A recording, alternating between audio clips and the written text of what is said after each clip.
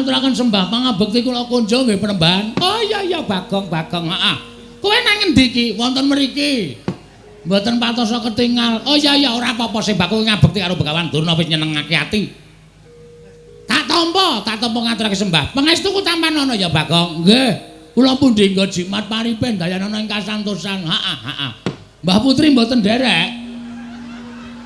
Ora ning omah wae. Oh, mbok kapan-kapan iku serimbit. Begawan Durna kali Mbah Putri. Nek kira-kira isin ya nganggo andong. Mbok sik apik gong nek omong ki ora. Nglarani ati senengane. Kula niku nek mboten gojek karo sampeyan niku rasane cemplang e. Oh iya tak tampa. Ning ora ndek niat ngina karo aku kok mboten. Sampeyan pendhita kula mung batur kok. Prayogakaken lenggahipun nggih Penemban. Oh iya wis ora kurang kepenak. Ajeng ngunjuk napa? Loh. Apa kowe kuat nyuguh Begawan Durna? Walah padake cah tipis. Ngersake napa riki niki wonten menapa-napa wonten teh? Napa kopi? Napa wedang uwuh? Wedang uwuh kuwi sing aku urung ngicipi. Nggih sik, tak nyapu sik. Loh, kok dadak nyapu nglumpukke uwuh sik. Wah, jengkolmu mlacat ora. Wis sanane. Nggih, matur nuwun. Teh mawon nggih. Ah, wis teh ya apik. 7.000. Wah, didol ro Bagong. Nek kopi 8.000 sendok anu gulane 2 sendok e. Ha iya kok didol. Wis ora ngombe wis, rasa ngombe wis. Ngelak-ngelakan ya ben.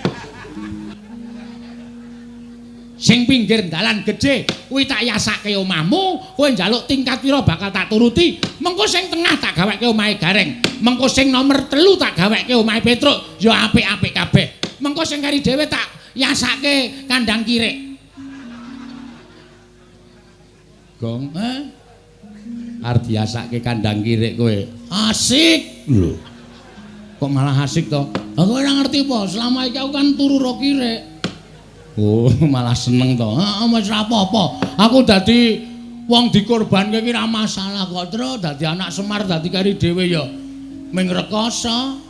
Saiki arep dadi perumahan ya ming diasake kandang kirik, ora masalah. Kowe matur karo aku, Semar. Gage, kowe njaluk apa? Njaluk brana picis, pirang miliar, pirang triliun dibayar kenceng. Anak Prabu Duryudana kuwi ratu ing sugih dhewe. Seprapat jagat bandane ora bakal kelong nek ming bayar karo kowe. Bagong kowe arep ngopo? Saka mburi kok sandalmu tok uncalke. Terus kowe maju mengarep eneng apa? Aja gawe perkara. Arepa Begawan Durna nesu, wong nesu kuwi aja dimungsuhi nganggo kanepson. Okol kuwi aja dimungsuhi nganggo okol ning nggunakake akal. Nek kowe mengko wani karo Durna malah kriwikan dadi grojokan, geguyon dadi tangisan. Semeneng ra we? Hah? Aku ngene iki mbelani karo kowe, Mir. Kowe sadar ora Durna mau ngucap apa? Tak nengke wae nek mung perkara padu karo kowe ora masalah. Toh kuwi perkaramu karo perkarane Begawan Durna. Ning terakhir kata-katane Begawan Durna sing marahi aku ora kuat ngampet hardaning kanepson. Semar nek kowe ora gelem tekan negara Ngastina, Ngastin Karang Kadempel tak bumi angus. Mar. Mbok Pak, ora sudi. Aku ki bapakmu, wis rembes sak karepmu, kowe ngayal kok kandhani kok. Kowe kudune manut nek kandhani anake kuwalik. Anak ki manute kandhani karo wong tuwa. Iki kudu diwalik, iki jaman milenial. Bong ora ngono karo wong tuwa kok sapenake dhewe. Ngono? Nek muni wis ngembet Karang Kadempel iki masalahe ora masalahmu tok. Ning iki masalahe Karang Kadempel, Pak. Dheweke ngrasani arep bumi angus Karang Kadempel. Padha karo dheweke arep mentala mateni kawula sak Karang Kadempel. Pendhita kaya ngene kudune disingkirke. Apa? Kowe iki domonge kok aku ki arep ngandani karo kowe. Ora usah sok ngandani, kowe iki mung SD aku insinyur kok. Nyepelekke ora sakaremu. Nek ana apa-apa tanggungan dhewe, tak tanggung dhewe, ora usah dadak kowe melu-melu iki perkaraku. Nemban. Loh, iki Bagong. Arep ngopo? Lho. Ora basa karo aku, ora basa ki mengkari kelakuanmu. Tantang-tantangan Durna wis metu kok kowe malah mbegogok. Ora Bagong, lah kok kowe iki nantang Begawan Durna. Durnane wis metu kok kowe isih nang kene. Aku lho mung nantang tok e. Lho, lah sing temandang sapa? Ha ya mbok. Caitan to kae senengane. Masalah to sing arep temandang sapa? Truk. Kowe iki ra luwih gagas kok aku to. Heeh. Ngapa kowe iki ora gelem temandang? Lah aku ora nantang kok. Sing nantangke aku. Sing temandang kowe. Wah, Bagong. Nun. Apa wis tok pikir kowe wani karo Durna bapakku? Wis, anumpun. Kowe ngerti Durna iki sapa? Pendhita Sukalima. Dudu kuwi. Durna karo aku iki pernah apa? Murid karo guru. Aku nganggep Durna bapakku kuwi kaya apa? Kaya bapak dhewe. Ana apa kowe wani karo Durna padha karo wani karo Werkudara? Sing kebangeteni sampean. Sampean kok gelem dadi anake Durna? Wis tak takon, rupane Durna kaya ngono kok anak-anak kaya sampean baguse ra jamak-jamak. Wong sementen iki mboten percaya. Durna sing menehi banyu suci Perwitasari. Salah. Salah. Sampeyan niku jane mbiyen dijlomprongke karo Begawan Durna kon jegur segara. Jane sampeyan niku mung dikrenah patine ning mergo sampeyan niku percaya karo Durna nganti entuk banyu suci Perwitasari. Durna ora dadi jalaran sampeyan entuk banyu suci Perwitasari. Oh. Kok ngono kok Durna bapakku. Bapak saka ngendi? Kowe tak anggap bapakku. Salah sampeyan niku kleru. Sing maringi banyu suci Perwitasari niku Sang Ruci Bathara, ya Sang Dewa Ruci, dudu kok Durna. Ning Durna duduke ning tengah segara. Niku jane niate ora nduduke banyu suci, mateni sampean, men sampean ngrekoso teng tengah segara sing aja-aja patih sengkuni. Kok kowe ngerti? Aku domongi dalange kok. Ngeyel ora. Kula ngerti le rembugan teng jero kotak. Sampeyan ra krungu, sampeyan teng dhuwur dhewe kok. Kula teng isor jejer do teng glenik nika. Bagong ki nek omong waton jeplak cangkeme. Cangkemmu kowe. Lho.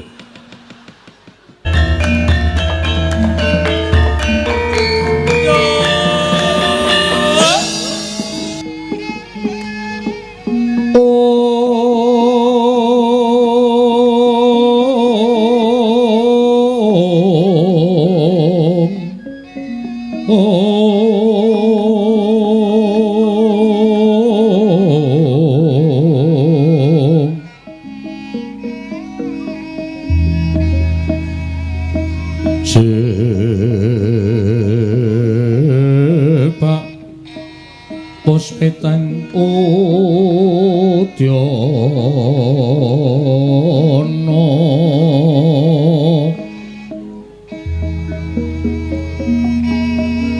Miang Panjra Sarwa Rukma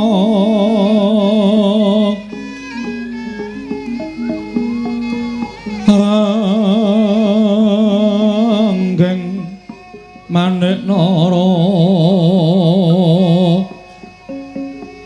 Narawata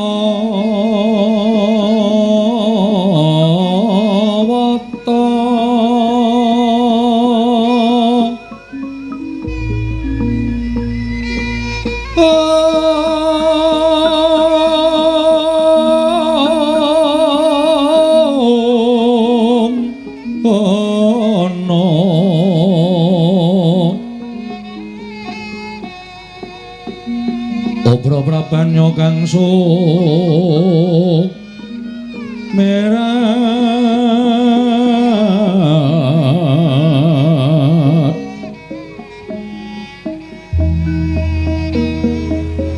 kenyaring tejo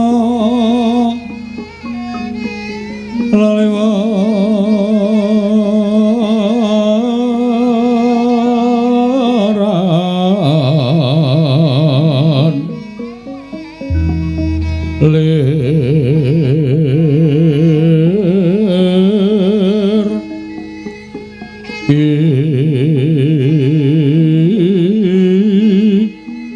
laji siring dadit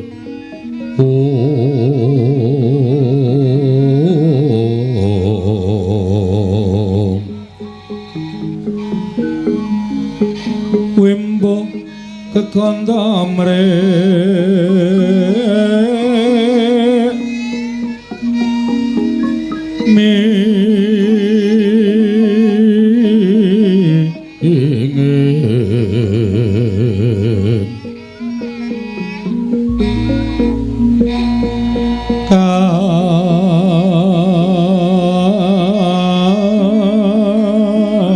tiuping maruto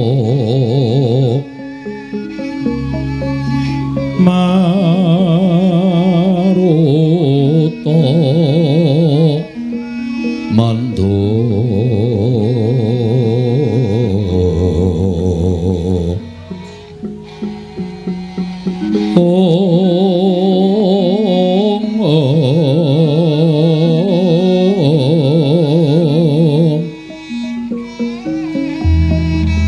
saparan mangambar onas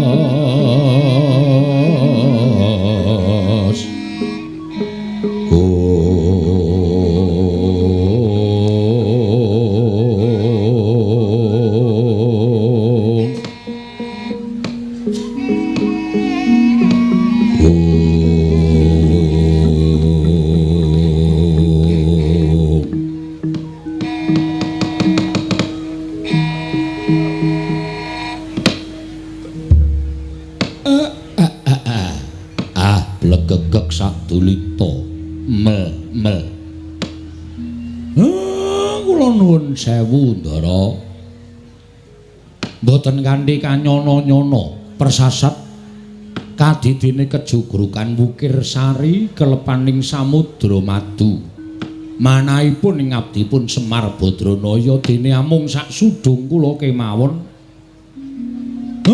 lah kok kerawuhan ndara-ndara kula priyagung ingkang sekawit sampun lenggah wonten ing Karang Kadempel etunganipun ingga dinten sakmangke sampun wonten Sabta Ari kelenggahan menika lah kok niki malah rawuhipun Sinuwun Ndarawati kaliyan Sinuwun Prabu Mandura kula ngaturaken sembah pangabekti kula kunjuk nggih Den Sinuwun Ndarawati ya jagat mangestungkara wayah Bathara jagat iya Kakang Semar ndak tampa tiba sepadha-padha amung Pudyastawaku wae katura marang Kyai Nayantaka kula pundi nggo jimat paribe dayanana ing kasantosan dipun sekecakaken anggenipun lenggah wonten ing padukuhan Karang Kadempel menika Ndara iya Kakang Nismaya kaya ora kepenak praptaku ning Karang Kadempel dina samengko iki Kakang Semar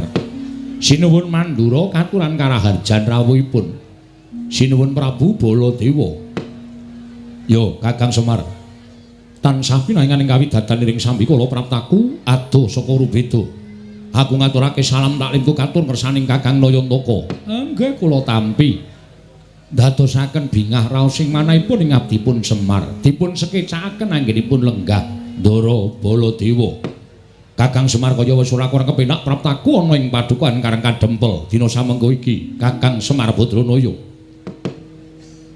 nuwun sewu Koko Prabu sarawuh paduka Kanjeng Koko Prabu kepareng kula ngaturaken pasegan panakrami kunjuk sandhapada paduka Kanjeng Koko Prabu jimat semban kula Koko Prabu pengayoman kula ing Ndarawati Yayi kula tampi asung pambagenipun Yayi Prabu Darma Kusuma akarya bombong raos sing manahipun ing ngraka ing Ndarawati kosok wangsulipun kepareng kula ngaturaken pudyastawanipun ing ngraka kunjuk ngersa paduka Yayi Prabu ing Amarta kula pun dicundhaka panglingga murda amawahana kabagyaning gesang kula mboten langkung kasekecakno anggen jengandika lenggah Koko Prabu Ndarawati kawula non nggih sampun boten kirang prayogi pisawanipun ing ngraka ing Ndawaraka dinten sakmangke menika wonten ing padukuhan Karang Kadempel Yayi Prabu Darma Kusuma Koko Prabu Mandura kula ngaturaken karaharjan rawuh paduka Kanjeng Koko Prabu wonten ing Karang Kadempel titi klenggan sak mangke Koko Prabu Baladewa sesemban kula jagat masaning ubutur wayaptur jagat pathik Indra Jaladewa kuwi yayi tansah pinawinganing kawidadan niring sambi kala durga mendhak kala sirna sawanipun ngaraka wonten ing padukan Karang Kadempel handadosaken gumun raos sing manahipun ingkang ngaraka dene sampun sawetawis Pandhawa mapan wonten ing Karang Kadempel kasinggihan mekaten Koko Prabu budya pangastawanipun ingkang ngaraka kula aturi nampi yayi kula pundi cundhaka panglingga murda amawahana kabagyaning gesang kula mboten langkung kaskecakna anggen jengandika lenggah Koko Prabu Mandura Koko Prabu sesemban kula kula tampi akadya bombong raos sing manahipun ingkang Raka ing Mandura yayi wah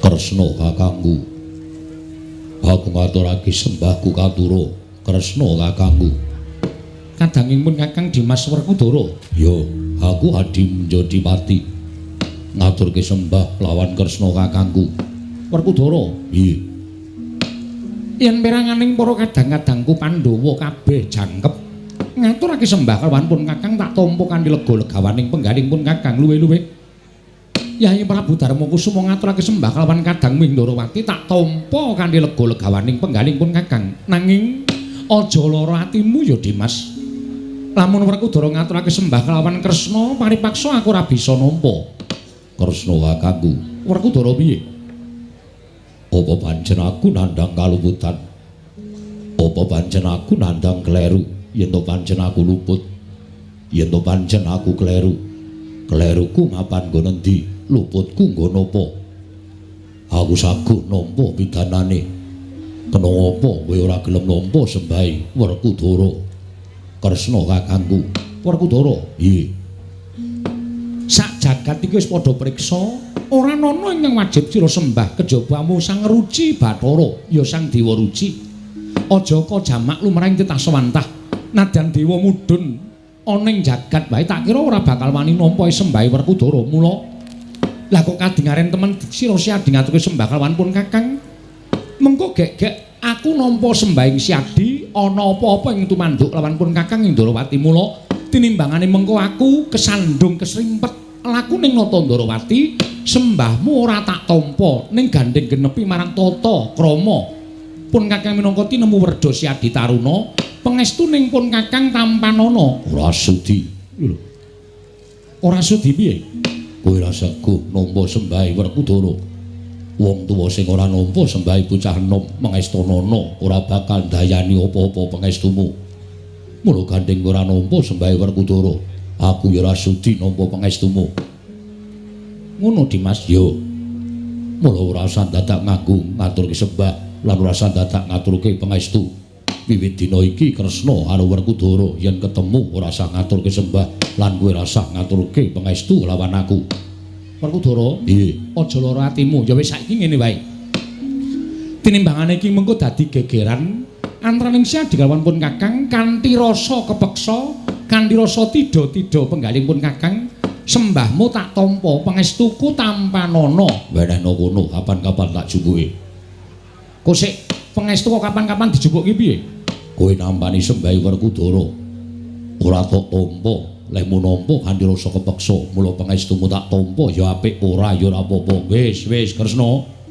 ora usah dadakake gunem iki mengko lamah kriwikan dadi grojokan geguyon dadi tangisan ming perkara kaya ngono iku dadak kok gawe perkara tampanan sembahe Werkudara nggih ya to tak tampa sembahing siadi kanthi lega legawaning penggaling pun Kakang pangestuning pun Kakang tampanana yo tak gegem dadiake jimat lah rak ngono to ming perkara ngaturke pangestu karo nampa sembahe kok dadak dipercaya tekan ndi monggo kowe ngerti watake Werkudara yen wis kagol kogel kagelan atine dheweke kuwi nambuhi wae ora gelem inggih Koko Prabu menika kala wau namung kirang gegojekan antawisipun kula lan kadang kula pun Werkudara boleh kakangku aku ngaturke sembahku katura boleh kakangku aku ngaturke sembahku katura boleh kakangku wah boleh ora semaur Koko Prabu nggih panjenengan ugi mboten paring pangandikan Werkudara sampun ngaturaken sembah panjen tak jarak. Lho, sababipun menapa? Lho, kowe ngerti dhewe to. Bule iki cirine pun Kakang. Mongko jenenge Nata Mandura Prabu Baladewa, asmaning Nata Mandura Prabu Baladewa kuwi pirang-pirang. Baladewa Kusumawaning Pinta, Wasi Jaladara, Anamka Krasana, kuwi jenengku kabeh. Mongko bule kuwi cirine pun Kakang, kuwi sirikaning pun Kakang. Mbaya ngaturke sembah kanggo jeneng Baladewa apa Waning Pinta rak penak to? Kok bula-bule. Werkudara, nggih. Mbok ya aja marahi to, Yai. Bule kuwi sirikaning Kaka Prabu Mandura. Kowe ngaturke sembah nganggo nyebut Baladewa rak ya isa to. Aja nganggo bule. Bule kuwi sirikaning Kaka Prabu. Kaka Prabu kuwi nek disebut bule kuwi mesti duka. Mula pisan meneh tak jaluk aja nyebut bule ning ngatara asmaning Kaka Prabu Baladewa ingkang pirang-pirang cacahe mau ning aja nganggo bule. Njaluk tulung balenono ping 1000 kas. Werkudara meneng kok kowe bula-bule. Baladewa kakangku, piye? Yen pancen kowe ora saguh diundang bule, aja ora trima karo Werkudara, ning ora trima karo sing gawe urip. Merga wong urip ana alam padhang kuwi tumrap Werkudara, bungah susah bejo cilaka, sugih miskin kuwi gumantung karo sing gawe jagat. Ngelingono uripmu kuwi ora pawitan apa-apa, kowe mung sak drema urip diparingi karo sing gawe jagat diwenehi wujud bule, kok sajake kowe ora trima. Yen ngono ora percaya marang panguwasaning dat kamurwengtan. Wis. Malah mejang sing ora-ora. Sesuk meneh aja mbok baleni nggonmu ngabekti karo aku tak tampa pangestuku Tampanono. Yo, tak gegem dadekake jimat. Koko Prabu, kula ngaturaken sembah pangabekti kula kunjuk. Arjuna tak tampa, Janaka tak tampa. Pangestunipun Kakang Tampanono. Yo, pangestuku Tampanono Janaka. Kula pun dinggo jimat paripindayana ing kasantosan. Nuwun sewu sinuwun. Dadosaken kaget raos sing manahipun ing abdipun Semar. Rawa paduka ingkang boten cecala ingkang saderengipun. Menika wonten menapa ingkang mestinipun panjenengan menika nuwun sewu. Sesembahan kula upami betah kaliyan Semar mestinipun kantun nimbali kemawon kula menika jejering abdi badhe sowan ngabiyantara ngersa paduka Sinuwun Ndarawati. Mboten kok sampeyan ingkang keraya-raya rawuh wonten ing Karang Kadempel. Kakang Semar, mestine kaget penggali ingsun. Nalika semono Kaka Prabu Mandura rawuh ning Projeng Ndarawati, tumuli nganti kalawan panjenengan ingsun prapta ning negara Ngamarta. Lah kok tinemu ning Ngamarta suwung. Ora ana baban ingkang menanga ing semende banon kang tinumpuk. Tumuli ana salah sawijining nayaka ing negara Ngamarta ingkang matur kalawan panjenengan ingsun yen ta para Pandhawa mapan ana ing Karang Kadempel. Mula daya-daya Nata Ndarawati sowan marang Karang Kadempel ingkang wigati nanjehake ana apa Kyai Semar. Dene Nata Ndarawati tanpa jinawil dening kadang-kadangku para Pandhawa malah sawetara wektu ngendikaning Kyai Nayantaka wis entuk sabta ari klungguhan iki Pandhawa mapan ana ing Karang Kadempel. Yen pancen keparengake Nata Ndarawati ngawuningani wigati ning kadang-kadangku para Pandhawa, Kakang Semar tak suwun paring dawuh marang Nata Ndarawati, Kyai Nayantaka. Handrah ingkang Puswita rum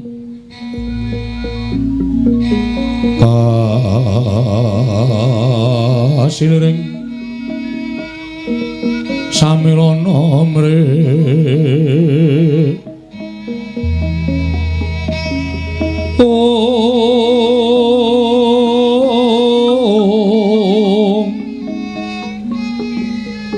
sekar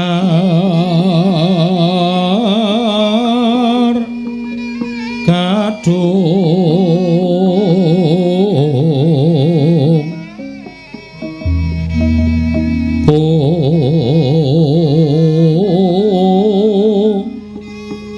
ngas kandanyo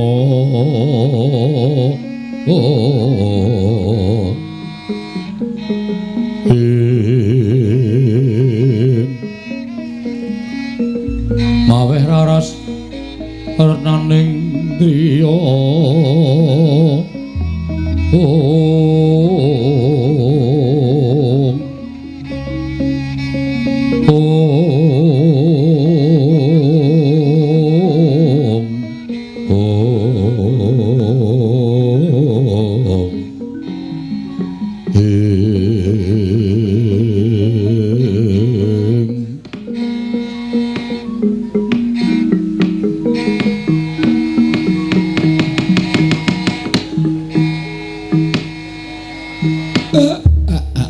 Nuwun sewu, Den. Nek kula matur kalih sampeyan sampun kinten Semar mangke nglenggahi tetembungan undhaking pawarta sudaning titipan. Mula sampun ngantos klentu anggen kula munjuk atur kajenge Sinuwun Ngamarta piyambak ingkang paring pangandikan kunjuk ngersanipun Sinuwun Darawati. Ya, yen pancen mengkono luwih prayoga, Yayi. Wonten menapa? Dene para Pandhawa mapan wonten ing Karang Kadempel ngantos ingkang Raka Darawati jinawil dening kadang-kadang kula para Pandhawa kemawon boten. Menawi kepareng kawedaring kathah tumunten kababarna, kula nedya nglungaken jangga nilingaken karna mastuti sabda Tama Paduka Yayi Prabu Ngamarta. Yayi Camyaji. Koko Prabu, sesemban kula Koko Prabu pengayoman kula. Sewu-sewu kalepatanipun ingkang rayi tadah wadana. Dene kula mboten munjuk atur ngersa Paduka Kanjeng Koko Prabu, tumuli kula nganthi kadang-kadang kula prapta wonten ing Karang Kadempel. Nuwun sewu Koko Prabu estunipun ngemuti bilih negari Ngendraprasta. Menika awit kanugraning Hyang Mahanasa ingkang sampun tinampi dening para Pandhawa. Nembe sawetawis wekdal anggen kula minangka dados makutaning bangsa ing Ngamarta sakmangke sampun katingal lundhak ing negari Ngamarta. Tumuli dinten sakmangke estunipun kula kaliyan Kadang Paduka para Pandhawa nggadahi niat ambangun negari Ngamarta. Mongko nyatanipun dinten sakmangke ingkang rayi prapta wonten ing Karang Kadempel menapa ta sababipun niatipun ingkang rayi punta sakadang anggen kula nedya mbangun negari Ngamarta menika boten kawiwitan saking kutha Goro negari Ngamarta nanging kawiwitan saking Karang Kadempel. Jernyatanipun Karang Kadempel menika linenggan dening Kyai Semar Badranaya. Sinten to Kyai Semar menika boten sanes kejawi namung pamonging para Pandhawa. Pandhawa boten badhe saged tumangkar kados mekaten menawi boten wonten Kyai Semar. Pandhawa boten saged mukti ngawibawa Nyakrawati mbau dendha menawi boten saking Kyai Semar Badranaya. Mila sampun gumulung ing rembag Pandhawa nedya mbangun Karang Kadempel miwiti Karang Kadempel rumiyin ingkang kabangun tumuli sakmangke saged malimbar dumugi ing negari Ngamarta. Koko Prabu menggah mekaten wigatosipun Pandhawa mapan wonten ing Karang Kadempel jagat wasisaning Bathara Wayabtara jagat.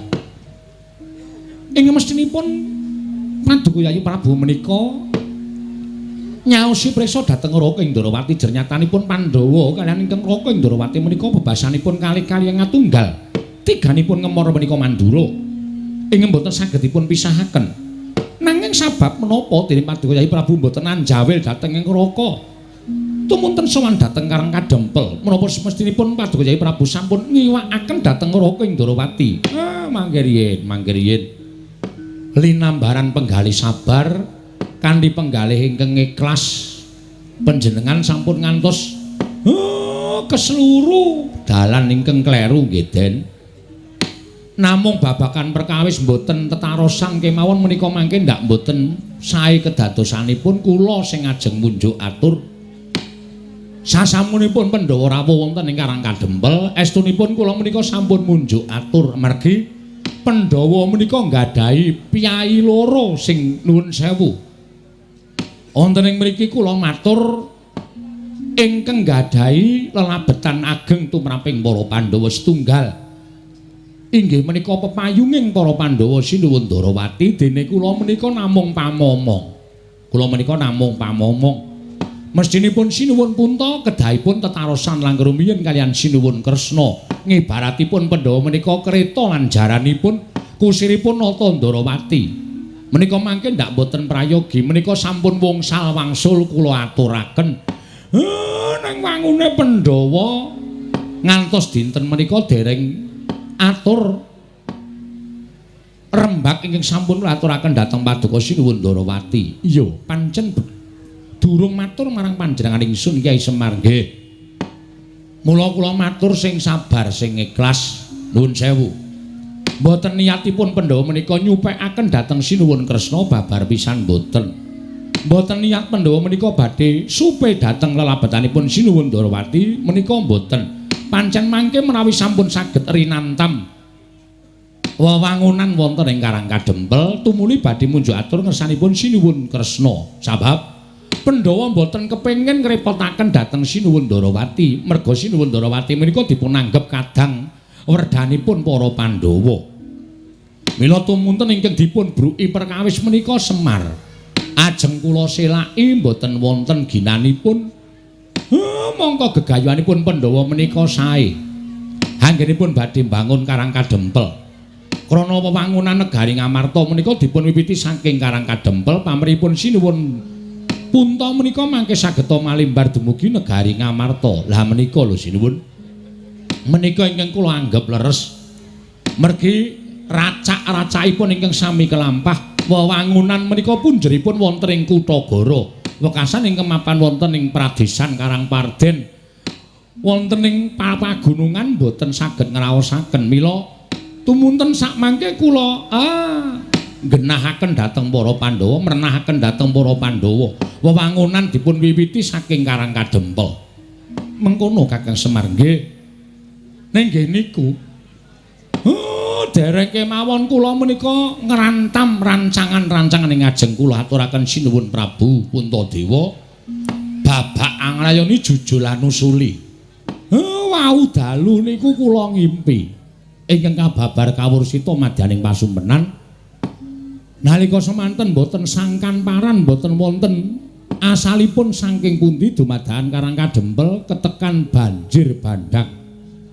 Mongko banjir kala wau ngendhangaken ndara-ndara kula Pandhawa. Ngantos bingung kenganglangan manah kula kudu kepripun. Sareng kula nglilir saking tilem kula onceki werdining pasumpenan. Jebul werdine ngimpen ingkang kababar kawursita menika kala wau boten sanes kejawi namung nek Pandhawa nggayuh kanugrahan mongko kanugrahan karo pacoban menika adakane tekane sok bareng mung titah menika ingkang nampi pacoban menika saged ngrampungi pacoban menawi menapa boten nek iso tegese kanugrahane bakal cemepak ning yen ora inggih sampun pacobane teka mongko ora kuat nampa pacoban wekasan kanugrahane nggih bakal luncat. Niki sasmita sing kula tampa. Malah sakmangke kepasang Yogya katuju ing ngenu Ndara Kresna Ndara Baladewa rawuh wonten ing mriki tuwuh kekuatan lahir batin kula.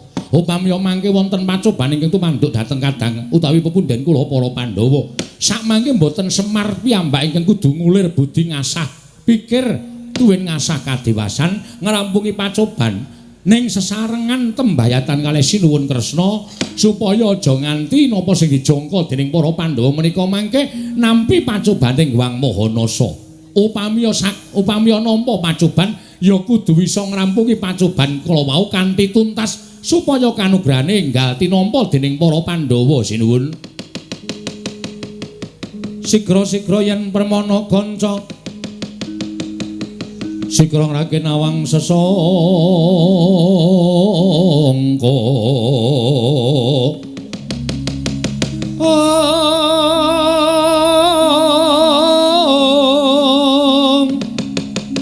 Nalendra mbek marwa sing sang Katri gumulung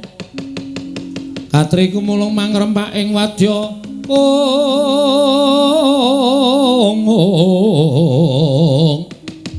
Kurdo kurore kagiri ro nanggono magawe gelari rawang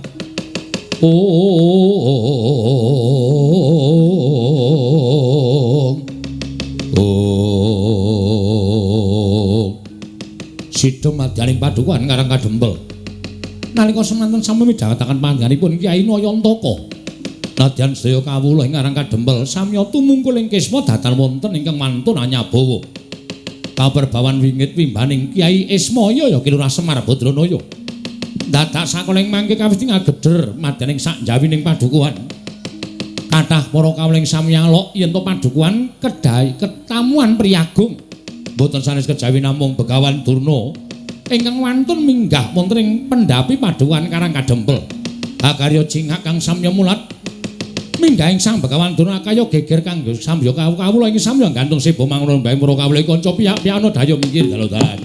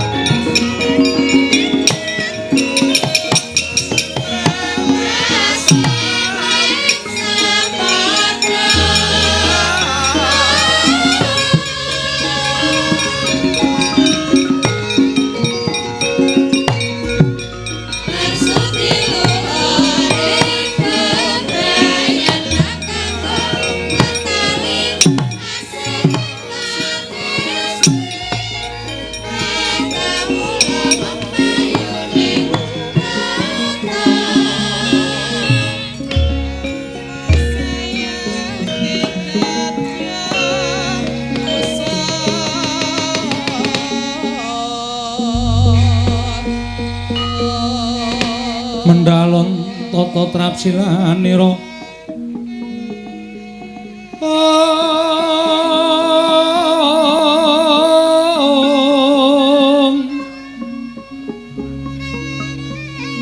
ngacomaken astanira kalih astanira kalih pisan yen ngandika magawe obranta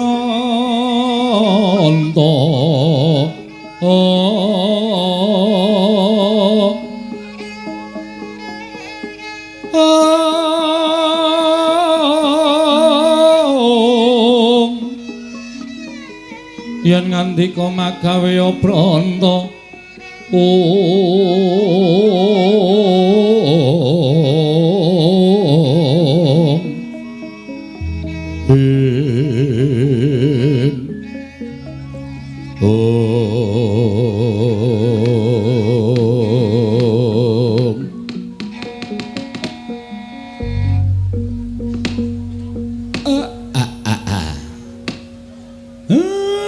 iki kok malah saya akeh priyagung sing rawuh ning Karang Kadempel. Mboten mangling Penemban Durna. Sami wilujeng Penemban. Kandhak blegucuk suaru gembel, Semorante, hawela. Oh iya Semar. Slamet tekaku, ora nemulang swiji apa Semar? Kula ngaturaken sembah pangabekti kula kunjuk Penemban. Tak tampa kowe ngaturke sembah karo Begawan Durna ora lihat pangestuning Begawan Durna tampanana ya Semar. Kula pundi nggo jimat paripe dayanana ing kasantosan. Bapa Penemban kula ngaturaken sembah pangabekti kula kunjuk Bapa Penemban. Lho, menika anak Prabu Darma Kusuma. Inggih Bapa Penemban. Kok malah lenggah wonten ing Karang Kadempel, Nger? Sampun sawetawis anggen kula sowan wonten ing Karang Kadempel tuwi dhateng Kyai Semar Badranaya. Syukur. Tegesipun para Pandhawa menika mboten nyupekaken dhateng lelabatanipun Semar Badranaya. Mboten nyupekaken dhateng lelabatanipun Kakang Semar inggih menika pun pamonging para Pandhawa. Syukur menika wajib dipun tiru. Menika wajib dipun contoh. Kula ngaturaken sembah Bapa Penemban. Oh nggih kula tampi. Dawah sami-sami, Nger. Anak Prabu Darma Kusuma. Nuwun sewu Penemban. Kula ngaturaken karaharjan rawuhipun Bapa Durna. Lho, anak Prabu Ndarawati inggih lenggah wonten mriki. Inggih Bapa Penemban. Oh inggih syukur, Nger. Pinayunganing kawidatane ring sambi kula sowanipun ing Bapa. Kula ngaturaken salam taklim kula katur ngersanipun anak Prabu Ndarawati. Kula pun dinggo jimat paripe dayanana ing kasantosan. Sinten ing kepareng nderekaken Penemban. Oh, kula ijen kemawon kok, Nger, piyambak kemawon. Dipun sekecaken lenggahipun. Oh inggih sampun boten kirang prayogi. Bapa Durna katuran karaharjan. Lho, menika manah anak Prabu Baladewa ugi lenggah wonten ing mriki. Nderekaken Yayi Prabu Ndarawati, Bapa Penemban. Oh, syukur, Nger, syukur. Katuran karaharjan rawuhipun. Wilujeng nering sambikala. Sowan kula wonten ing Karang Kadempel. Salam taklim kula katur nggih, Nger, anak Prabu Mandura. Sampun kula tampi Bapa Penemban Durna. Dipun sekecaken lenggahipun. Oh inggih sampun boten kirang prayogi. Wah. Durna bapakku aku ngaturake sembahku katur. Anak lanang aning-aning dita bocah mursid. Isa mikul dhuwur mendem jero karo wong tuwa Werkudara tak tampa ya nang. Pangestune bapak tampanana ya Nger Cah Bagus. Yo tak gegem dadiake jimat. Prayogakno nggonmu lenggah. Wis ora kurang prayoga Werkudara. Bapa Penemban kula ngaturaken sembah pangabekti kula kunjuk Bapa Penemban ngemputra pun Arjuna. Janaka Permati tak tampa pangestune bapak tampanana ya Permati. Kula pundi nggo jimat paripe dayanana ing kasantosan. Dipun sekecaken anggenipun lenggah. Oh iya Permati kaya wis ora kurang kepenak. Nala Gareng Petruk Bagong Penemban Durna rawuh ngaturna bekti. Ayo kowe sireng sing tuwa. Urut Penemban Durna kula ngaturaken bekti kula kunjuk. Nala Gareng tak tampa.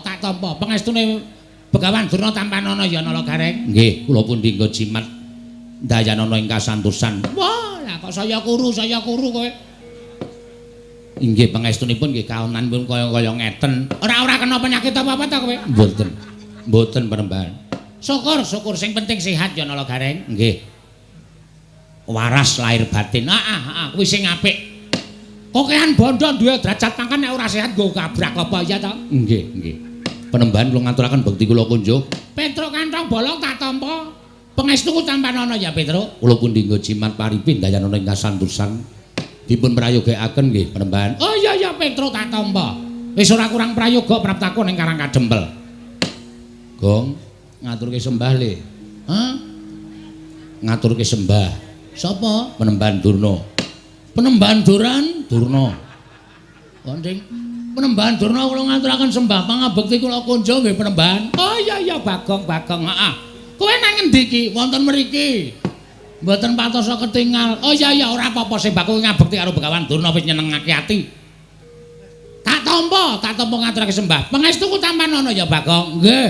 Kula pundi nggo jimat paripen dayanana ing kasantosan. Heeh. Mbah Putri mboten nderek.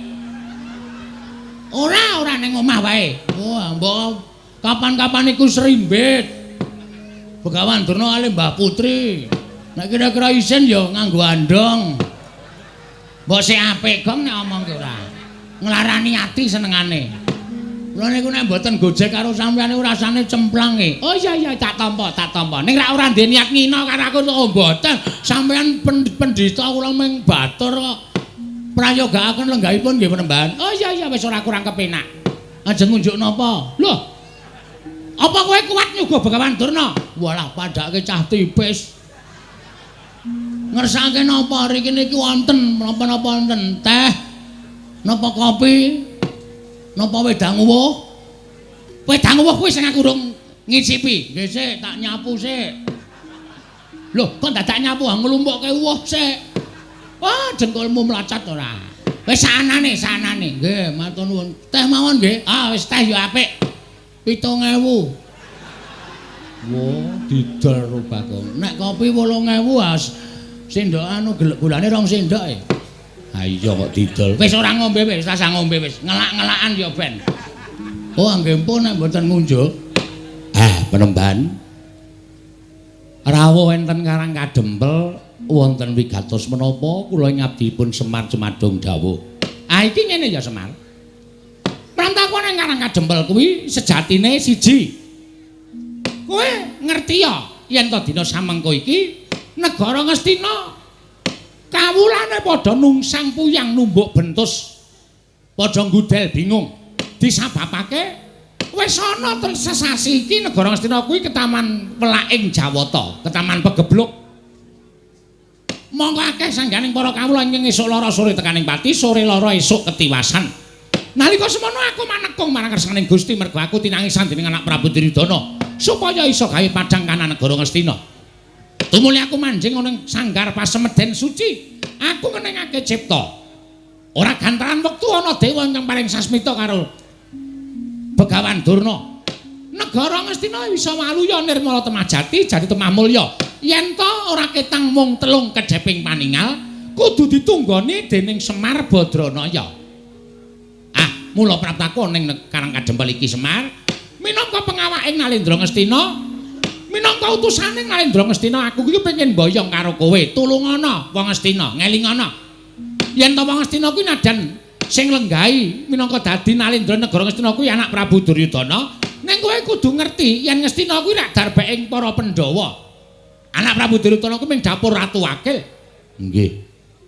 Ning nganti Ngastina kuwi iki mengko geger. Ngastina iki mengko rusak. Apa kowe ora melu ngrasake kelangan? Mula wektu dina iki, dina samengko aku diutus dening anak Prabu Duryudana supaya mboyong marang kowe lan wanti-wanti welingi anak Prabu Duryudana, Bapak Durna, Kakang Semar supados saged boten saged rawuh wonten ing Karang Kadempel. Upamiya Kakang Semar menika nyuwun liru menapa kemawon kedah dipun cekapi lan saged dipun udaneni tegesipun dipun paringaken dening Semar Badranaya. Lah iki kalodhanganmu Semar, kalodhangan tumrap kowe saya sugih, kowe saya duwe derajat pangkat, kowe saya kedunungan bondo donya. Liripun kok ngoten pangandika sampeyan. Lho, mestine ngono. Nek kowe gelem tak boyong ning negara Ngastina, kowe butuh apa-apa mesti ana sing nyukupi anak Prabu Duryudana. Monggo tak sawang Semar. Kowe wiwit suwita marang para Pandhawa, wiwit kowe ngabdi marang para Pandhawa, tekan seprene iki kok omahmu blas ora ana undakane babar blas. Pendapamu ya wis ming kaya ngene iki, wandene bale wismamu ya wis ming kaya ngono kuwi. Tur kowe kuwi uripe ketok nggone katon sengsara banget. Mula dina iki ayo padha benake uripmu sarana kowe rawuh ning negara Ngastina. Kowe dadi srana berating Sukerta sing tumanduk ning negara Ngastina, tur kowe uga bakal entuk brana picis derajat pangkat. Ngendikane anak Prabu Duryudana, Bapa Durna, Semar nyuwun pangkat napa badhe kula paringaken. Mula kowe men tekan Ngastina mengko ora mung dadi abdi, upama kowe kepengin dadi tumenggung, mesti bakal diwenehi pangkat. Lho apa ora nglelek? Kowe sowane negara Ngastina, mengko dirasake sik 3 dina, 4 dina, 5 dina. Nek jenak, nek kepenak nggon urip ning negara Ngastina, ora usah wedi karo anak-anakku Pandhawa. Anak-anakku Pandhawa mesti padha manut karo Begawan Durna. Omahmu iki dimbrukke. Omahmu iki dimbrukke. Kaya ngene iki nang Ngastina wis ora kanggo tak kandhani. Kaya ngene iki nang Ngastina menggo kayu bakar. Nggih. Dimbrukke terus mengko kowe tak yasake omah ning negara Ngastina. Nek perlu sak anak-anakmu. Sak anak-anakmu tak yasake kabeh. Mengko digawe perumahan Panakawan. Sing pinggir dalan gedhe kuwi tak yasake omahmu, kowe njaluk tingkat pira bakal tak turuti. Mengko sing tengah tak gaweke omahe Gareng, mengko sing nomor 3 tak gaweke omahe Petruk, ya apik-apik kabeh. Mengko sing kari dhewe tak yasake kandang kirik. Gong, arep diasake kandang kirik kowe. Asik lho. Kok malah asik to? Aku ora ngerti po, selama iki aku kan turu ro kirik. Oh, malah seneng to. Heeh, wis ora apa-apa. Aku dadi wong dikorbanke iki ora masalah kok, Tru. Dadi anak Semar dadi kari dhewe ya ming rekoso. Saiki arep dadi perumahan ya ming diasake kandang kire, ora masalah, ora masalah. Kowe matur karo aku, Semar. Gage, kowe njaluk apa? Njaluk brana picis pirang miliar, pirang triliun dibayar kenceng. Anak Prabu Duryudana kuwi ratu ingkang sugih dhewe. Seprapat jagat bandane ora bakal kelong nek ming bayar karo kowe. Apa kowe njaluk diyasake kereta kencana ingkang ditarik kuda cacahe 8 mengko bakal diyasake. Waton kowe gelem menyang negara Ngastina ora kitamu sedhela merga iki dadi kewajibaning Begawan Durna. Nggonku wis dipercaya dening anak Prabu Duryudana supaya mboyong marang kowe. Wektu dina iki kowe manuta. Ayo tak boyong ning negara Ngastina. Mengko yen ora betah kowe bali ora apa-apa. Bali ora apa-apa. Sing wigati wis rawuh ning negara Ngastina. Ning dene kowe engko betah ya mampano ning Ngastina sateruse ora apa-apa. Njaluk pangkat apa bakal dituruti, njaluk branda Prabaya picis apa wae bakal dituruti. Wis cukup semono wae sing dadi aturku marang kowe Semar. Kowe meneh ana wangsulan karo Begawan Durna. Saguh apa ora? Nek saguh matur nuwun, dene ora perkarane apa, dasarmu apa aku tak ngerti. Nggih. Jane nek digagas kanthi gagasan lair napa sing mangendikake niku sapa sing ora kegut, sapa sing ora manut karo pangandika sampeyan. Ning nuwun sewu, nek cara batin kok geseh kalih angen-angen kula. Lho, geseh piye? Nuwun sewu penemban. Kabagyaning lair batin menika mboten diukur saking kakeng brana picis lan dhuwuring derajat pangkat, apike bale wisma lan menterenging titian menika mboten. Ning tumrap Semar kula wit riyin tekan sakniki niku mapan teng mriki niku ati kula wis seneng. Nadyan napa-napa sarwa kekurangan ning batin kula wis ngrasake kabagyan ingkang cukup tumrap urip kula. Mula nek sampeyan ajeng boyong karo Semar kok dadak mangiming-imingi Semar butuh derajat pangkat, Semar butuh duit, Semar butuh apa? Kula pun boten kegut kalih derajat pangkat. Mula manggawe ukara liyane kuwi sampeyan supaya iso nglembuk atine Semar. Kula ampun mangwenehi dhuwit, ampun mangwenehi derajat pangkat niku dudu gegayuhan kula. Gegayuhan kula niku kabagyaning lahir batin pun niku mawon. Arepa kula teng Ngastina kebegan brana picis, omah kula apik, titian kula apik, ning nek batin kula ora tentrem, cepak modare. Ning nadyan kula mapan teng Karangkadempel, apa-apa sarwa kurang, paribasan mangan sedina ping 3 durung kantenan iso ajeg. Ning nek ati kula seneng, wong seneng atine niku nyurung dateng kebagas kewarasan awake. Mula kula nyuwun pangapunten nek sampeyan pamer perkara brana picis kula ora iso kegut penemban nyuwun pangapunten. Lah terus kowe njaluk apa? Aku tak takon karo kowe. Kowe njaluk apa? Nek kowe njaluk apa wae sakliyane derajat pangkat brana picis matura. Mengko aku sing matur marang anak Prabu Duryudana supaya ngleksanane apa kang dadi panjalukmu ing mengkono kowe iso sowan ning negara Ngastina. Nek kula matur mboten gerah penggalih. Ora. Nek kula ngomong mboten sakit penggalihe, ora arep lara. Kula gelem sowan teng Karang Kadempel utawa teng negari Ngastina diboyong sinuwun Duryudana lumantar ndara Penemban Durna saguh. Wong nyatane kula niku urip mboten bedak-bedake. Ngamarta ya Ngastina, Ngastina ya ngamarta. Sapa sing butuh karo Semar, kula mesti nderek, kula mesti manut.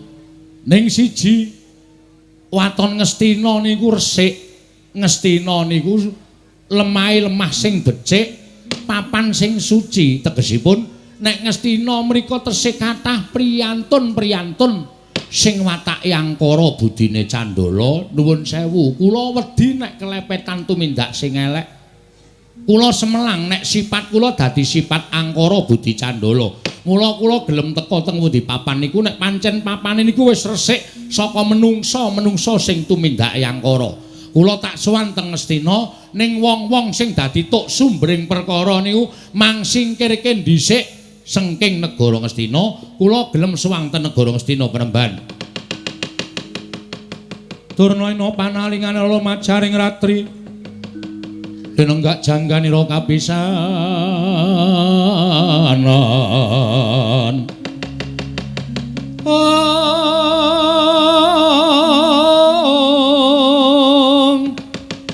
Aneng prang Bratayuda mastaka kabuncang mungging wana. Mastaka kabuncang mungging wana ing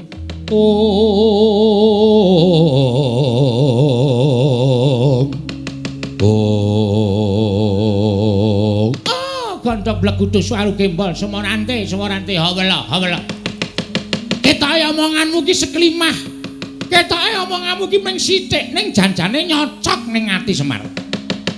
Kowe ngandhake yen to kowe gelem sowan negara Ngastina, yen to Ngastina kuwi kelangan wong-wong sing watak angkara budi Candala. Ora sandadak nganggo tembung kaya ngono. Dumuken wae Begawan Durna lan kabeh Sentana Ngastina kuwi sing tok anggep wong watak angkara budi Candala. Oh, Semar Badranaya. Apa rumasamu kowe iki derajate padha karo Begawan Durna? Kowe iki derajate men Batur Gedibal 17. Kowe iki mung wong kere, kowe iki mung wong elek, kowe iki mung Panakawan. Lah kok kowe drangep-drangep ucapmu? Wani ngucap sapenake dhewe. Yen ngono cetha banget, ketok banget nggonmu kepengin nyingkirke wong-wong Ngastina kaya ta Durna, Sengkuni lan sak piturute supaya lunga saka negara Ngastina. Yen Durna, Sengkuni lan kabeh Sentana Ngastina wis padha resik lunga saka negara Ngastina, kowe lagi gelem prapta nang negara Ngastina. Wah, lah kok kaya ngono kahananmu Semar. Yen pancen kaya mengkono tegese kowe ngiyas karo Begawan Durna. Kowe ngilani karo Begawan Durna. Yen nganti aku ora kelakon boyong marang kowe, apa kelakon aku sowan nang istana anak Prabu Duryudana bakal dinukanan dening anak Prabu Ngastina. Semar, saiki ngene, ora sakekan gunung tanpa guna. Wase kowe gelem apa ora? Kula gelem ning syarate niku mau. Syarate niku wau nek sampeyan iso ngudaneni kula tak sowan teng negara Ngastina, mboten sah ngangge napa-napa. Ora usah dipethuk, ora usah didabyang, ora usah ditandu. Kula tak mlaku saking Karang Kadempel tekan negara Ngastina. Ning nggih niku wau. Ngastina kudu resik saka wong-wong sing angkara murka, wong-wong sing tumindake Candala budine angkara. Niku mawon panjaluk kula. Oh, nek ngono cetha, cekak gampange kowe ora gelem sowan negara Ngastina. Yen to Durna lan kabeh Sentana Ngastina isih mapan negara Ngastina. Manut sampeyan ling ngarani. Apa kelakon kowe tak ruda paripeksa? Penemban, sampeyan iku pendhita lho, aja sok ngruda paripeksa karo sak sesamaning urip. Mengke ndak ora prayoga. Ora sandadake ngono tanpa guna. Ora gelem sowan negara Ngastina. Ora meng kowe sing tak katutke dosane. Ning Karang Kadempel tak bumi angus legane atiku.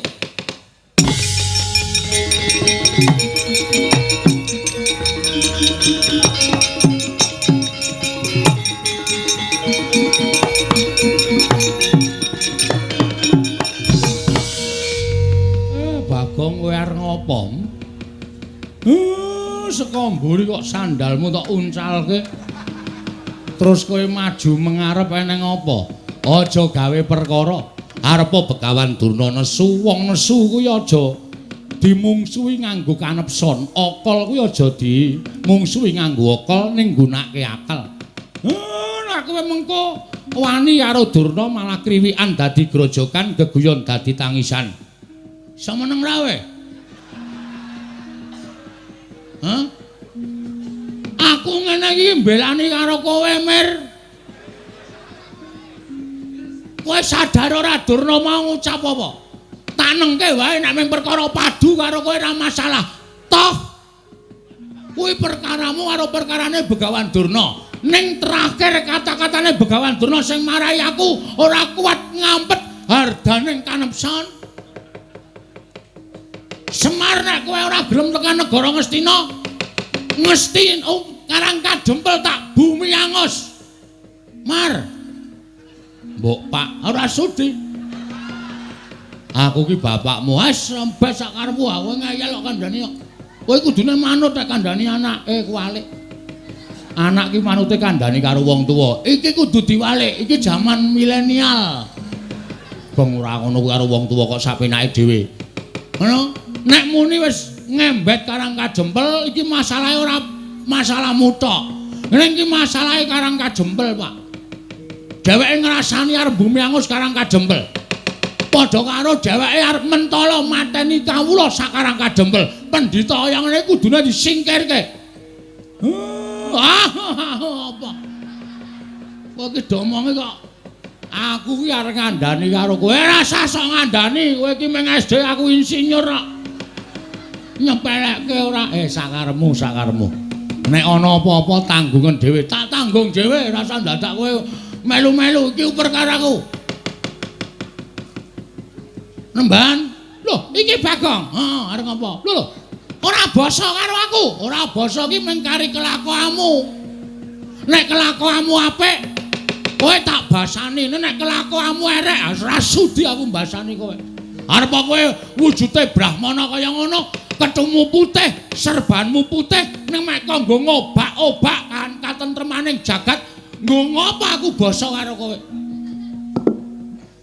Ora iki tenanan iki. Yen ngono kowe arep belani karo bapakmu, mesti iki bapakku kowe. Iki, sirah iku padake. Kurang ajar ora. Iki bapakku padake. Bapakku ki sing paling tak tresnani. Aku wis karo simboke ora patek tresna. Lho, sebabe apa? Arep tak pek ora gelem. Cah edan ora. Semar kok entuk widodari iki widodarine lamur apa ya? Kok nganti gelem karo Semar. Yen ngono kowe arep wangi karo bapakmu, mesti tae wangi. Yen ngono kowe wani karo Begawan Durna, biyen wani saiki wani. Ucapmu kuwi lho mbah sing kudu ditata. Sampeyan rene arep ngopo? Boyong bapakmu. Nek boyong ya perkarane karo Semar wae. Semar, nek kowe ora gelem tak boyong, kowe tak rudha paripeksa. Cukup. Rasa mlembar tekan kono-kono. Andane ora usah tekan kono-kono. Nek kowe arep duwe masalah karo Semar wae. Ning masalahmu saiki wis ora karo Semar. Kowe nyumbari wong Karang Kadempel. Karang Kadempel tak bumi angus. Lah iki masalahe nang kene iki. Iki ngembet kawula sak Karang Kadempel. Nek kowe arep bumi angus Karang Kadempel, mungsuhe ora karo Semar. Ning iki ketua pemuda Karang Kadempel. Ling lantik dek kapan ora mangkat kok. Oh iya, Pak. Ketua pemuda. Mula sapa sing arep ngobak-obak katentremaning Karang Kadempel? Aku sing ora trima. Nek kowe arep meksa karo Semar dipeksa, monggo. Nek kowe muni tak bumi angus Karang Kadempel, aku sing ora trima. Lho, nek ngono kowe wani karo Begawan Durna sing tak wedeni awamu. Gondok bleguduk selalu gembol sumorante. Hawala. Derajate Durna kok diwanani karo Bagong. Ngendi papane wong neter katidayan? Gong, hati-hati lho, Gong. Dipikir sik, nek dadi geger sapa sing arep ngewangi karo kowe. Kowe ngopo cerewet truk? Iku wis arep dadi kok mladak kowe nyelo-nyelo. Meneng ta iki wis Dadi kingkot bariki terus rampung terus limbukan ndak kesuwen. Ngendi pamane wong Bantayuda? Ha iki. Blabar waja kentheng kawat. Ayo dijajal. Durna apa Bagong sing tekaning pati? Ah, metu njaba. Kene marganing patimu. Piye? Metu njaba kene marganing patimu. Ayo arep ngopo ayo. Oh tak totok sirahmu ora. Ah metu njaba jelas mati. Nek metu jero jelas urip. Rumangsane ora. Wong kok kata-katane ora iso digagas lho. Lho nek ngono kowe wani karo Bekantur wani, metu njaba ayo kowe karaku. Apa sapa sing tekan wae? Ha, metu njaba tak tututi Bekantur.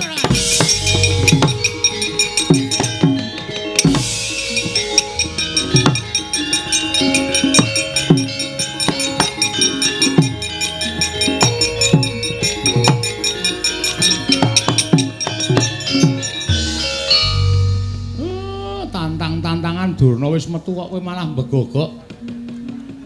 Ora Bagong lah kok kowe iki nantang Begawan Durna. Durnane wis metu kok kowe isih nang kene. Aku lho mung nantang tok e. Lho, lah sing temandang sapa? Ha ya mbuh. Caitan to kae senengane. Kae masalah to sing arep temandang sapa? Truk. Kowe iki ra luwih gagas kok aku to. Heeh. Ngapa kowe iki ora gelem temandang? Lah aku ora nantang kok. Sing nantangke aku. Sing temandang kowe. Wah, Bagong. Nun. Apa wis tok pikir kowe wani karo Durna bapakku? Wis, anumpun. Kowe ngerti Durna iki sapa? Pendhita saka lima. Dudu kuwi. Durna karo aku iki pernaya apa? Murid karo guru. Aku nganggep Durna bapakku kuwi kaya apa? Kaya bapak dhewe. Ana apa kowe wani karo Durna padha karo wani karo Werkudara? Sing kebangetan iki sampean. Sampeyan kok gelem dadi anake Durna? Wis tak takon, rupane Durna kaya ngono kok anak-anak kaya sampean baguse ra jamak-jamak. Wong sementen iki mboten percaya. Durna sing menehi banyu suci Perwitasari. Salah. Salah. Sampeyan niku jane mbiyen dijlomprongke karo Begawan Durna kon jegur segara. Jane sampeyan niku mung dikrenah patine ning merga sampeyan niku percaya karo Durna nganti entuk banyu suci Perwitasari. Durna ora dadi jalaran sampeyan entuk banyu suci Perwitasari. Oh. Kok ngono kok Durna bapakku. Bapak saka ngendi? Kowe tak anggap bapakku. Salah sampeyan niku kleru.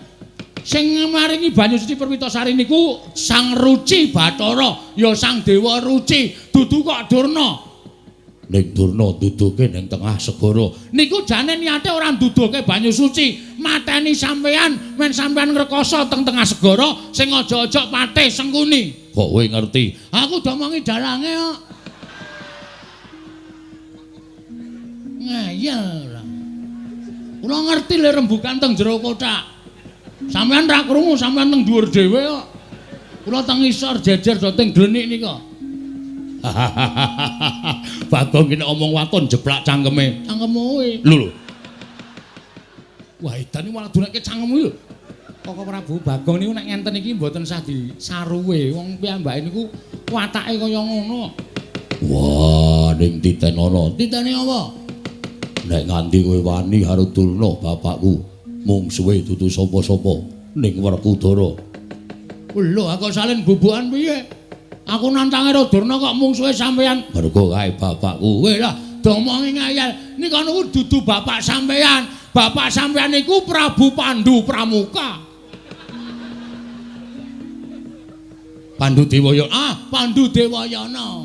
Pun teng swarga mrika, aja sok ganti-ganti bapak.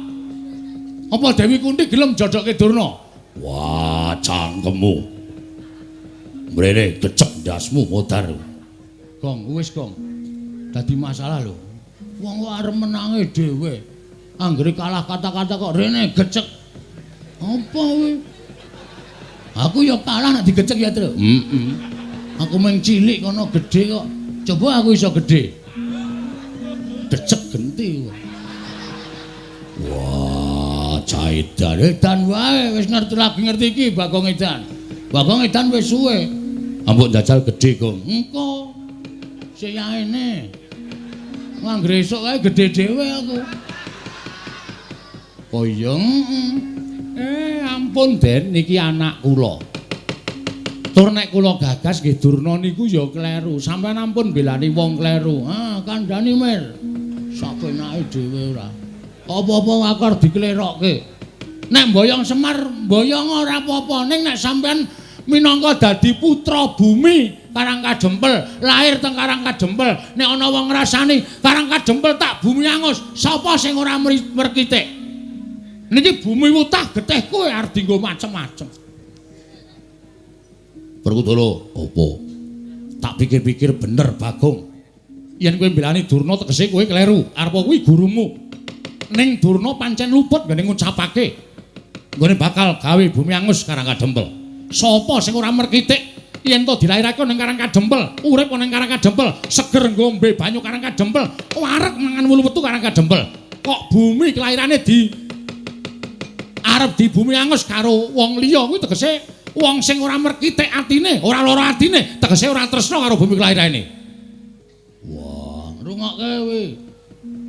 Oh, apa-apa kok Durna bapakku arep tak belani. Mbok Ndara Janaka wae ora ngendika apa-apa kok. Padahal Ndara Janaka diparingi pusaka karo Durna pirang-pirang. Nggih to, Den? Iya. Sampeyan diparingi ali-ali ampal nggih to? Iya. Ora nesu kok kono mengentuk banyu suci Perwitasari wae. Sapa wani Durna tak idak? Kanjur arep gleleng.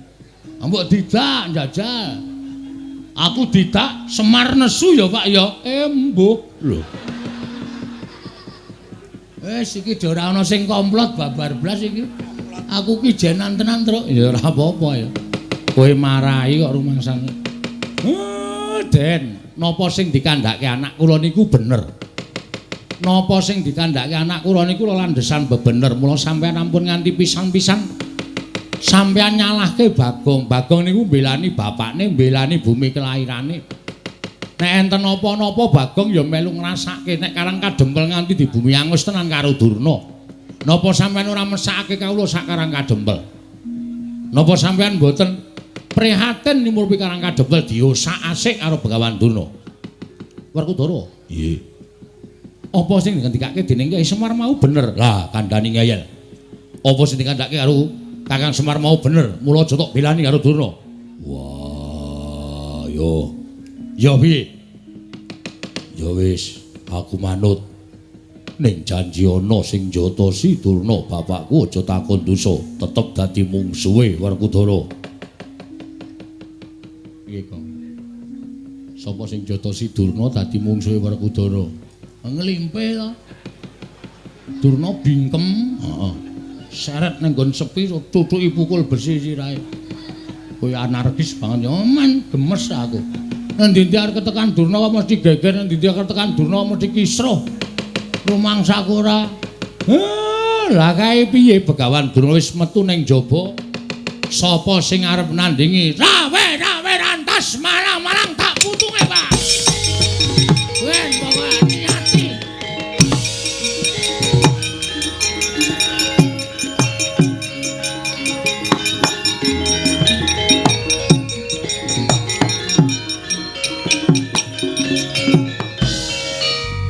Cah katok tenan. Ora wedi karo sapa-sapa. Nek wis duwe niat mbelani karo bumi kelahirane kok ora nyawang mungsuhe sapa kok nekate ra jamak-jamak. Ya mung gumunku kuwi nala garing karo Petruk sing luwih sentosa, luwih tuwa kok ora duwe pikiran sing kaya ngono. Nyang, ndak seneni. Petruk ki sing gedhe dhuwur. Ya ora duwe pikiran mbelani Karangkadempel. Kat. Itu, Nun. Aja njatosi Durna. Nek ra lali. Wah, caitan ora. Werkudara iki kok padu kok musuh Panakawan. Demen kewirangan. Ya Ji, menawi ngaten samangke menapa sampun dipun aturaken Kyai Nayantaka sampun ndara dasih. Tegesipun kados pundi Koko Prabu? Tegesipun menawi Pandhawa nggayuh kanugrahan sakmengke pacobanipun ugi sampun cumepak ketitik Begawan Durna ingkang sampun sowan wonten ing Karang Kadempel wigatosipun badhe mboyong dhateng Kyai Semar.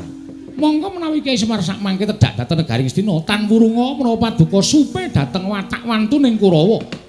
Ingkang namung badhe damel geger kawontenan negari utawi kawontenanipun Kyai Semar Badranaya. Inggih Koko Prabu menawi ngaten lajeng waringipun Werkudara. Nggih. Nadyan kowe ora tumandang ning tak jaluk Yayi. Ewang-ewang napa-ana kawan ya? Wah, apa aku kudu mungsuh Durna bapakku? Ora perkara kuwi. Ning anak-anakmu kabeh dawana supaya nrenggalangi balane Durna, mbuh Kurawa, mbuh sapa sing bakal tekan Karang Kadempel. Yo, ngestoke dawuh. Mangsa Baranga, Aku mengkari manut karo Kresna kakangku. lah rak ngono malah kepenak lho. Wis kowe rasa tumandang, kowe lenggah, wis tuwa. Nyawang anak-anakmu sing padha ngrewangi marang Karang Kadempel. Yo, Baladewa aku mengkari manut. Sinuwun gandeng sakmangke menika sampun kula anggep cekap rembagan mangke saged dipun sambet malih. Kula tak rembagan catur netra Sinuwun Prabu Darmakusuma, sinuwun Kresna, sinuwun Baladewa, Ndara Werkudara, Ndara Janaka, kula suwun ampun negake Karang Kadempel nggih, Pun. Iya, Kakang Semar mengko aku yang bakal njogo Karang Kadempel. Yo, Semar aja kuwatir. Aku yang bakal mulatake marang Karang Kadempel. Yo, Semar. Aku yang bakal njogo Karang Kadempel. Kakang Semar aku yang bakal gawe tentreming Karang Kadempel. Gandeng sampun paripurna, lilanana kula tak mlebet wonten ing griya. Kawula sak padukuhan badhe kula bibaraken sakmangke menawi rubeda ing tumanduk wonten Karang Kadempel menika sampun sirna. Dumunten badhe kula wiwiti ambangun Karang Kadempel minggahipun negari Ngamarta. Kakang Semar Badranaya mangsa borong. Kaya wis purna gati ning pananggilan, Ilar Semar Badranaya arsa tedhak manjing telenging bali wisma. Katingal saking Mandrawa, candraning Kyai Semar kaya gumebyar busananing nata ing Amarta Prabu Darmakusuma.